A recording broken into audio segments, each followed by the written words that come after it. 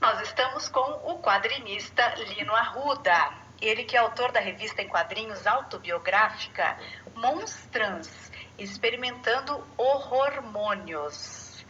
A revista ainda não saiu. Antes de sair, o Lino está fazendo uma série de publicações no Instagram, mostrando o processo de criação, falando do tema da transexualidade. E você pode acompanhar o perfil no Instagram, é @monstrans_HQ, projeto que foi selecionado pelo Programa de Fomento à Cultura Rumos Itaú Cultural. Lino Arruda, muito boa noite para você. Boa noite. Pô, eu gostei do seu traço. Que bonito. Gostei. E da criação dos monstros, né?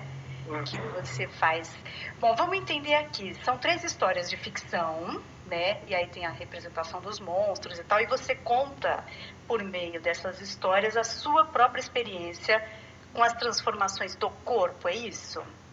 Isso, exatamente, Tânia. Muito obrigado pela oportunidade. Obrigado por apoiar o meu trabalho. Nessas 3 histórias, esse livro autobiográfico, Monstrans, elas são mais ou menos cronológicas. Então, a primeira delas, eu conto um pouco mais da minha infância. E eu nasci com uma deficiência congênita nas pernas. Então, as relações que eu traço nessa primeira história entre transexualidade e deficiência são pautadas por essa figura do monstro, no sentido de ser aquele corpo que causa um estranhamento visual, um corpo que está desconfortável em si. Não só pela deformidade física que você tinha, mas por você habitar um corpo que você não, que era um corpo feminino. Exatamente. E eu mapeio um pouco isso falando dos tratamentos que eu recebi. Então, por exemplo, a fisioterapia, que foi um tratamento que desde os 3 anos de idade eu passei, ela em muitos aspectos também pegava na questão do gênero, pegava na questão da postura, os seios, toda uma reiteração de que eu precisava ser mais feminina, quando na verdade a gente estava na fisioterapia tratando de ossos. Gente, mas que coisa louca! Então tinha esse aspecto na fisioterapia para recuperar um problema na perna. Eu acho que o gênero ele é muito diluído em tudo que em todas as nossas experiências da vida, né? E o corpo ele precisa carregar esse gênero, né? Ele precisa ser constantemente vigiado e adequado. Então, como eu já era uma criança deficiente e masculina, pareceu que eram 2 problemas a serem corrigidos, quando na verdade esses outros trajetórias do corpo, elas não existiam, né? A possibilidade de ser trans, ou até a possibilidade de estar em paz num corpo deficiente, estar em paz num corpo que não é simétrico, né? Sim, e aí você transporta para a ficção, é isso? Essa história. Essa é uma das histórias, que é a primeira delas.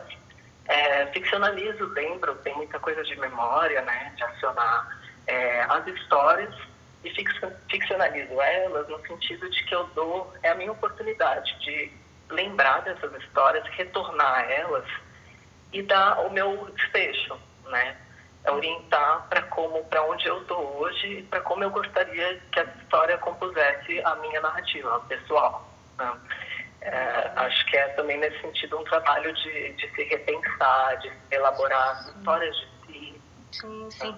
Antes das outras histórias, eu fiquei curiosa para entender e aí até a representação do monstro realmente é muito apropriada, né?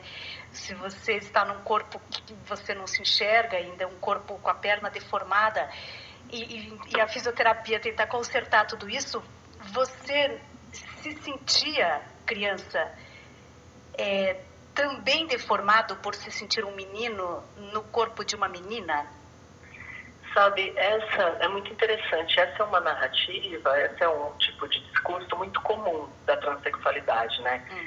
Que a gente fala assim, eu nasci no corpo errado, né? Eu nasci um homem preso no corpo de uma menina. Não é assim. Pessoalmente, eu acredito que muitas pessoas trans, elas tenham essa experiência, né? Tanto que é uma experiência muito reiterada nos tratados psicológicos, enfim, na forma de você conseguir acessar a transição, o laudo para poder transicionar. O meu trabalho, o que eu tento fazer é multiplicar um pouco esse tipo de narrativa, ou seja, trazer outras trajetórias diferentes. Eu, pessoalmente, não tinha essa memória clara ou esse desejo de ser um menino quando eu era criança. Eu não tenho essa memória, né? Mas eu era uma criança masculina.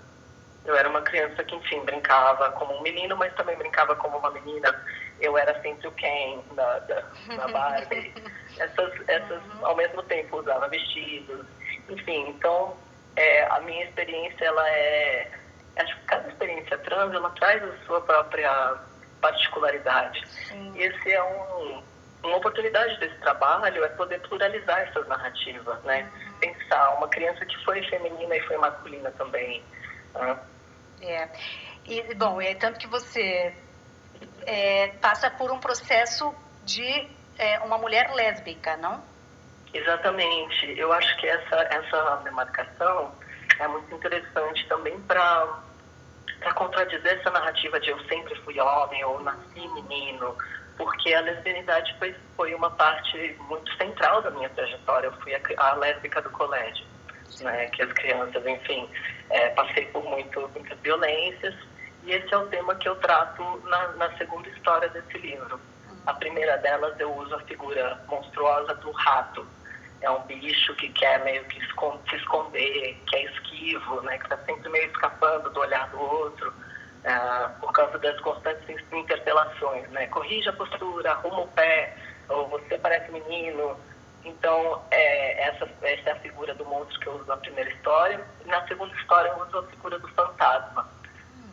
Porque hoje quem olha para mim vê um cara. Acha que eu nasci menino, que eu sempre fui homem, que eu fui criado como homem, que eu tive experiências de homem. Quando, na verdade, eu sou formado pela minha experiência lésbica. Eu sou formado por 90% da minha vida, eu fui mulher, né? E isso se invisibiliza na minha interação social. Então, eu carrego, é como se eu carregasse esse fantasma de quem eu fui, quem eu ainda sou, entendeu? Sim, mas é um fantasma bom? Assim, faz parte de você? É um fantasma no sentido de que é uma memória, né? É algo que eu revisito, mas é algo que está integrado, né? É quem eu sou. Não tem essa cisão, assim, eu era mulher, virei homem, né? Parece que é mais um contínuo. É uma fase desse processo. Exato. Sim. E aí, então, nessa segunda história, aí a representação é de um fantasma, é isso? O personagem? Isso. O personagem, ele começa já incorporando a transexualidade, é um personagem transmasculino, e ele vai passando por situações sociais em que ele é desafiado na sua apreensão como pessoa trans. Então, ele é visto como homem. Uma das primeiras histórias, uma das primeiras anedotas dessa história, ele está num restaurante com uma namorada e ele começa a se sentir desconfortável de dar a mão para ela em público.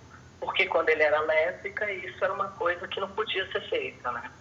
E então é uma coisa que você carrega como se a memória do corpo te dissesse, não, você se coloca em risco e coloca ela em risco quando você a toca. Isso é uma coisa, é um aprendizado, né? E agora, representando um homem, né, como homem, não se aplica, né? É uma coisa não normal. Tem um estranhamento, né, agora? Exatamente. Mas quando a gente carrega essa história, o que a gente faz com esse fantasma? Entende? É uma experiência. Sim, interessante isso.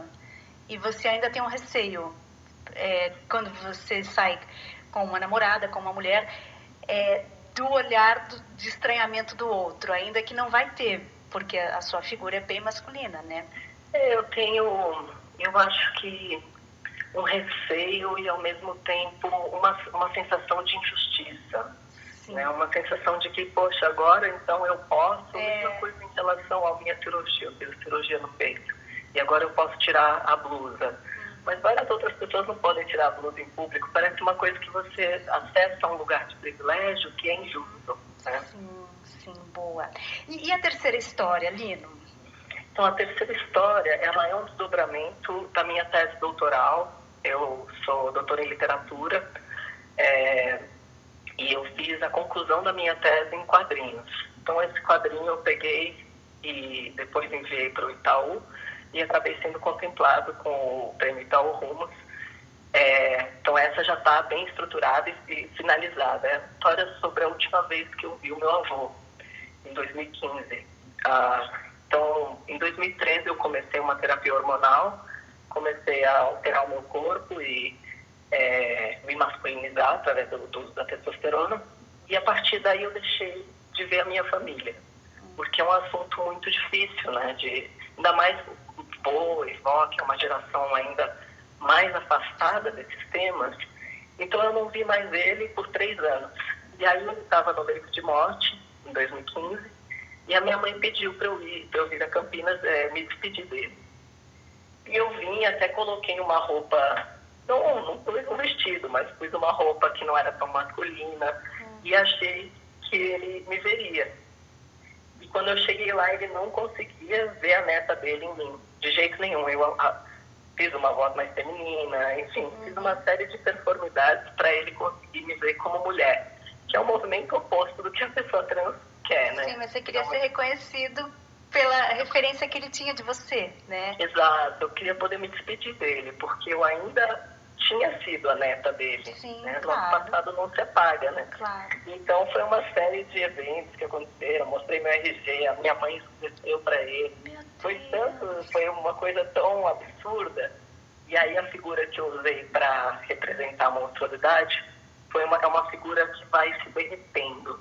É um monstro, um corpo que não consegue mostrar quem é, não consegue ter forma.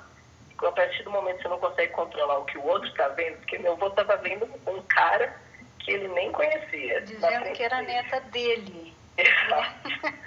Então, aí eu uso essa figura assim, meio amorfa, meio que vai derretendo, vai perdendo a coerência. Puxa vida, que bacana, Lino. As revistas, é uma revista só, é isso? Isso, é um livro com um compilado dessas três histórias. Para o público de que é adulto?